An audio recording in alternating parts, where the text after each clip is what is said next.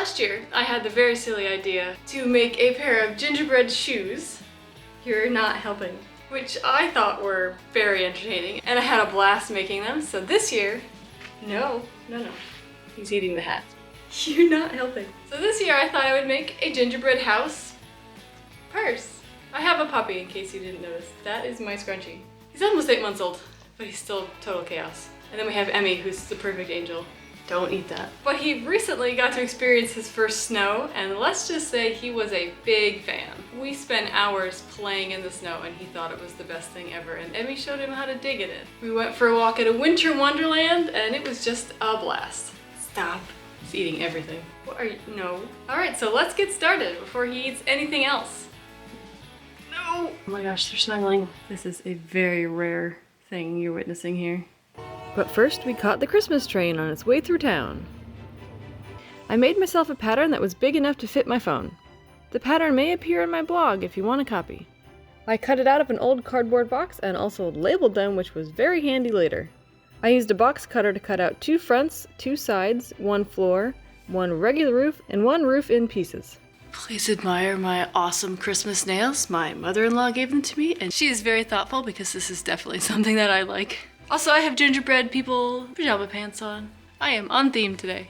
I probably could have cut these faster, but my goal was to not cut myself again, so I went slow.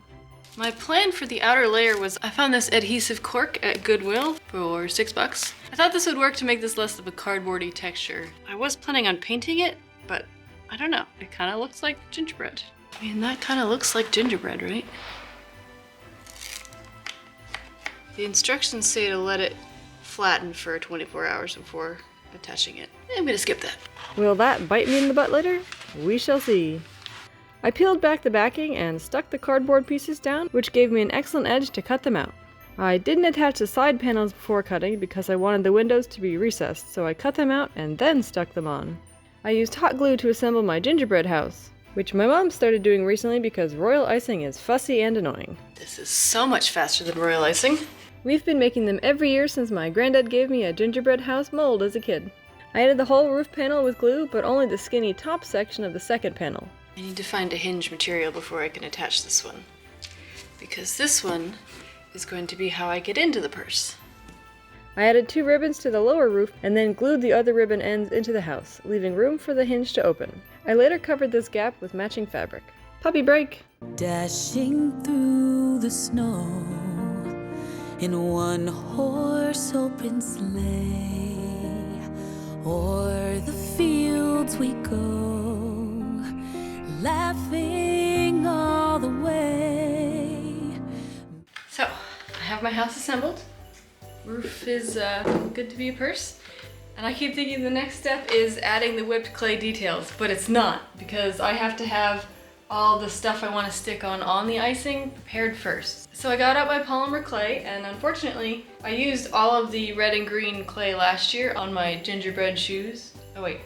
On my gingerbread shoes. I love these shoes. They were so much fun to make. So if I need something that's red or green, I'm going to use the polymer clay to make a shape and then paint it. I promptly changed my mind and switched to Model Magic. I rolled out a little wreath and used scissors to make sharp points. Some tiny bows slightly out of frame. I left them separate to make painting easier. I made a lot of fun candy shapes which look much more interesting later on. I just had fun with this step. It's all about creativity and fun. I always loved Necco wafers only for gingerbread houses. They did not taste good but made excellent roofing. I painted my recessed windows to give them a butterscotch glow. I hope I don't need to explain what this is, but I painted all the mammals and trees a gingerbread shade of brown. I painted the wreath and half of the gumdrops green, and also my fingernails. My poor manicure. Oh well, it's all in the name of crafting. These random discs are turned into recognizable peppermint candies with a bit of red paint. Also recognizable candy canes and the other half of the gumdrops. I painted these beads white because I was looking on Amazon for Christmas beads to make the handle, and I thought I could make those. And to attach the handle, I'm adding rings and a loop of ribbon on the top edge. Now it is time for the whipped clay. I didn't have a great plan going in, but for my mom and I, that is part of the fun. And also a big part of creativity is what kind of candy can you find? Which you just watched me paint yesterday, so that shouldn't be a surprise. Also, we learned last year that I am not meant to be a cake decorator, so bear with me. But I got better as I went along. I had a few polymer clay balls left over from my shoes. I may or may not be a crafting supply pack rat, but it comes in handy. Roofing time! Bunch of ducks just flew by. My traditional Necco roofing tiles wouldn't work with a hinge, so I piped on a roof design on both sides, and I will patch the hinge part with fabric paint later. I added the unappealing royal icing on the top so I could add the gumdrops. Let's try that again. I also spent some time adding lots of detail to my yellow window panes, which reminds me of when they sold colorful cling wrap, and we'd always get blue to make a pond or an ice rink, fitting as I am a figure skater. And then Sky decided we were done for the day. This morning we woke up to fresh snow and giant fluffy snowflakes, which some of us thoroughly enjoyed this morning. I took the dogs out in the woods and we had a wonderful time, except that I went to do a second lap. Emmy stopped and refused to go forward anymore because she was cold. I took her back and took the puppy back out into the woods for a second lap, and now he's exhausted. Mostly.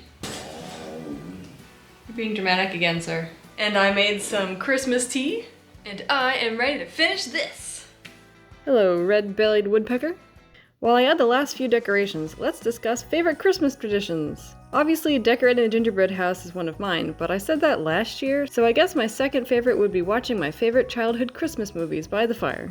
Usually the original How the Grinch Stole Christmas, or Rudolph the Red-Nosed Reindeer. My mom likes Jingle All the Way. What about yours? I added the handle and a felt bottom, and it's time for the final results.